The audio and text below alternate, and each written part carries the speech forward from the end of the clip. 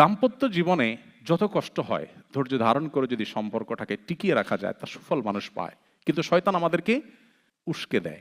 আমি একটা কথা প্রায় সময় বলি, সাক্ষাৎ শয়তান কেউ দেখছেন আপনারা? শয়তানটা দেখার সুযোগ হয়েছে কারোর? হয় নাই? ওকে, লেটস গো, আমরা দেখি, শয়তান দেখার চেষ্টা করি। সাক্ষাৎ শয়তান দেখতে হলে আপনি একজন নারী, আপনাকে যদি কোনো পুরুষ বলে, আপা আপনার মতো রাজকন্যা, এই লোকটা আপনার কদর করতে পারলো না, সো স্যাড, তাহলে আপনি তখন আলহামদুলিল্লাহ বলে শয়তান দেখার নিয়ত করে তাকে একবার দেখে নেবেন, যে আমার দাম্পত্য সম্পর্কে ধ্বংস করার জন্য যে আমাকে একটা ফুসলানি দিল, এগুলো সাক্ষাৎ ইবলিস, মানুষরূপী ইবলিস, শয়তান।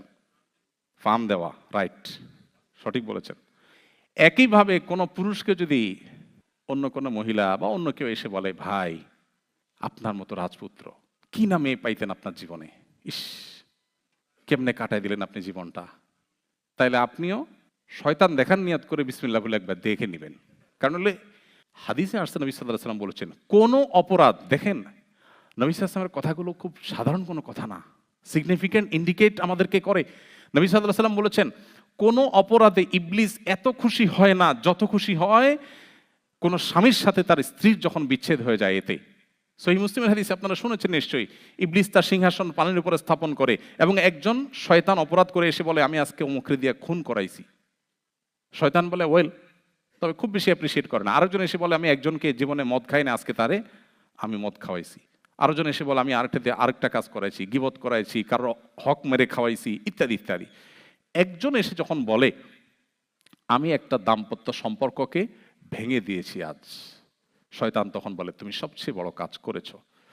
আজকের পৃথিবীতে যদি আপনি একটু চোখটা মেলে তাকান, একটু যদি আপনি নড়ে চড়ে বসেন, একটু ডিপে গভীরে যদি তাকান, আপনি দেখবেন ফ্যামিলি ব্যবস্থাপনাকে ভেঙে ফেলার জন্য হাজারটা উদ্যোগ আজকের পৃথিবীতে নেওয়া হচ্ছে, নানা নামে, যেটা আমরা টেরও পাচ্ছি না, জাস্ট পরিবার ব্যবস্থাপনাকে ভেঙে ফেলার জন্য। ওয়াই? শয়তান সবচেয়ে বেশি খুশি হয় এবং শয়তানের এই চক্রান্ত সবচেয়ে বেশি প্রতিষ্ঠিত হবে পৃথিবীতে যদি পরিবার ব্যবস্থাপনা ভেঙে পড়ে। সো পরিবারকে টিকিয়ে রাখার মতো গুরুত্বপূর্ণ আরেকটা কাজ ইমানদারের কাছে খুব বেশি নাই। এজন্য আমি বিনয়ের সাথে বলতে চাই যে এই সমস্ত পরিস্থিতিতে আমাদেরকে ধৈর্য ধারণ করতে হবে এবং পরিবারকে টিকিয়ে রাখতে হবে যে কোনো মূল্যে। আমরা আজকাল সবাই খুব বেশি অতিরিক্ত স্বাধীনতা ভোগ করতে পছন্দ করি। স্বাধীনতা ভালো, কিন্তু ইসলাম বলে অতি স্বাধীনতা নয়। অতি স্বাধীনতা মানুষকে ধ্বংসের দিকে নিয়ে যায়। তো এখানে আমরা যখন অতি স্বাধীন হতে চাই, তখন মুরব্বীদের তত্ত্বাবধানের থেকে আমরা দূরে সরে যাই। ডেফিনেটলি এটা আমাদের জন্য ক্ষতি বয়ে আনে। কি করবেন? আমি খুব মৌলিকভাবে কয়েকটা কথা বলি। নাম্বার 1, স্বামী স্ত্রী উভয়ে, পরিবারের সবাই আল্লাহর কাছে নিজেকে পরিপূর্ণভাবে সারেন্ডার করতে হবে, যে আমরা আল্লাহর গোলাম, আল্লাহ আমাদের সৃষ্টি করেছেন, তার কাছে আমাদের ফিরে যেতে হবে। সো তার আদেশ নিষেধের সামনে আমাদের কোনো সে নাই, এবারে সবাই উভয় সম্মত হতে হবে।